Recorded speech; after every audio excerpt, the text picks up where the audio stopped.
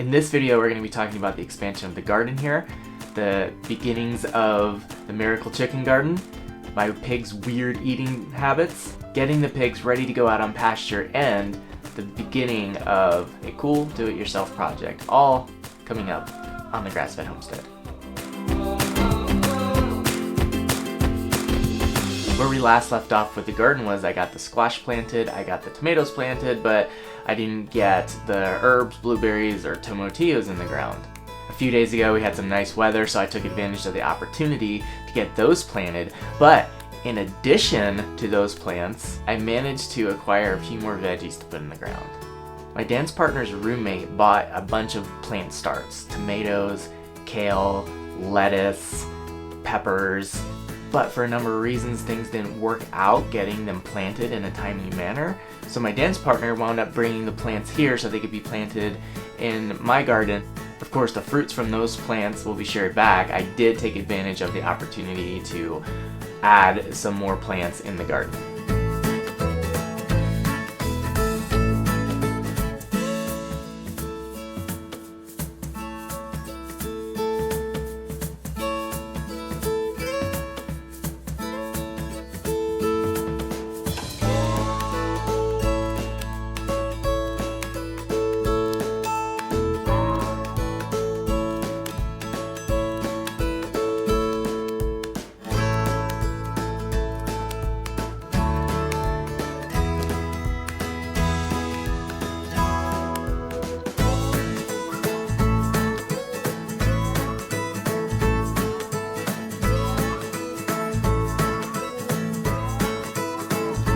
Now that I have chickens, and they're in a chicken tractor that is already approximately the shape of a nice sized garden bed, I thought, why not use the Justin Rhodes Miracle Chicken Garden technique? This is where you have a few chickens in a chicken tractor, and you leave them on a certain spot for about 2 weeks to where they can totally scratch up the ground, eat all the vegetation, eat all the weed seeds, etc. out of the ground and get it completely fertilized and ready for planting. After a couple weeks, you move the chicken tractor and the chickens off of that spot, put down some weed barrier and mulch, and then a couple more weeks later, you're ready to put in your plant starts right into that spot where the chicken's prepared for you. I got the chicken tractor moved right next to the garden so we can start this process, and hopefully in a couple weeks we'll be moving them again and then getting ready to plant additional veggies in that spot.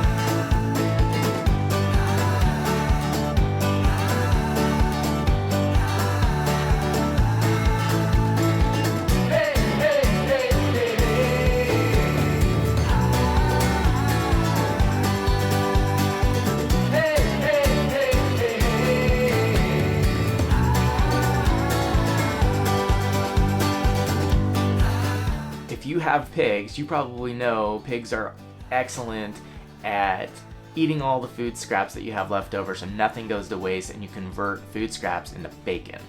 That was very true of my American guinea hogs that I had back in 2017 and 18. They ate anything and everything I gave them. A friend of mine who was moving across town came over because he cleaned out his refrigerator and had some questionable veggies that were kind of turning and not really fit for human consumption anymore, but he didn't want to just throw them away, so he brought them over to feed to the pigs. So these pigs got a bunch of carrots, potatoes, and zucchini, but wouldn't touch them. Otherwise, the pigs are doing really well. They're putting on size, they're growing, it's awesome. But I'm feeling it's time to get them to do some more work again and get them out on pasture so we can root up some of that knapweed and overseed with something a little bit more productive. Though, again, the knapweed does give me good honey. I have plenty of knapweed elsewhere. I'm not worried about getting rid of some of the knapweed.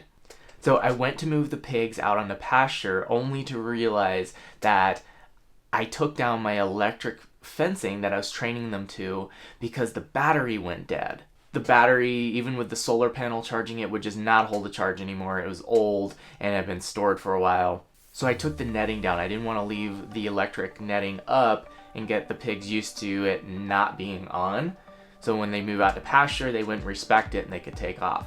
But I just got the 2 new batteries for that energizer, so I can get that installed, get that hooked back up, get the fencing up, start retraining those pigs to the fence, making sure they respect it so we can get them out on pasture.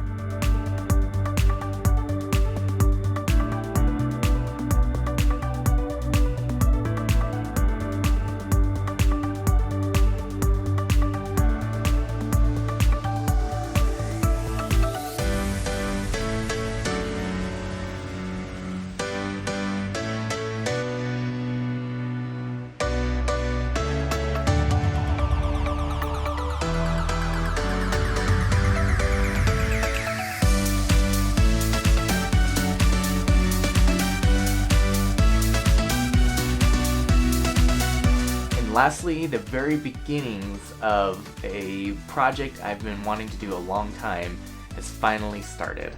In 2017, we did an interior update, redoing the walls and the crown molding and the trim, window cells in the house, modernizing everything. We did the faux shiplap look. Our friend Nick Fouch came out and did the bulk of the work for us, all the hard stuff that I wasn't really comfortable doing, and made it look really good. In doing that, we missed one window cell.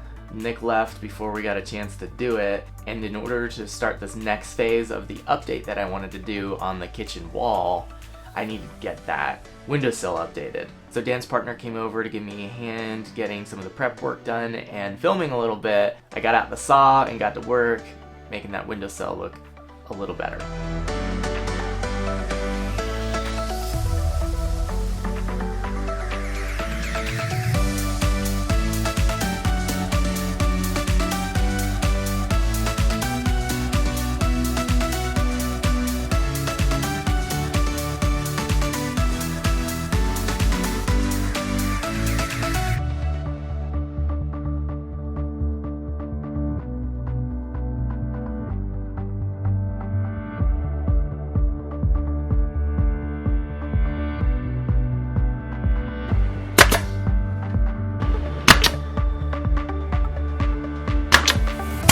So it wasn't a perfect job. It does not look nearly as good as how Nick Fouch did it, but it looks better than it did, and once we get it caulked and painted, I think it'll look just fine. So that's a wrap to the updates here on the Grass-Fed Homestead. As always, thank you for watching. If you have any comments or questions, feel free to leave them down below. I read every single one of them. Coming up soon on the Grass-Fed Homestead, we'll be getting the pigs out on pasture, doing some overseeding, and getting this wall project I mentioned done.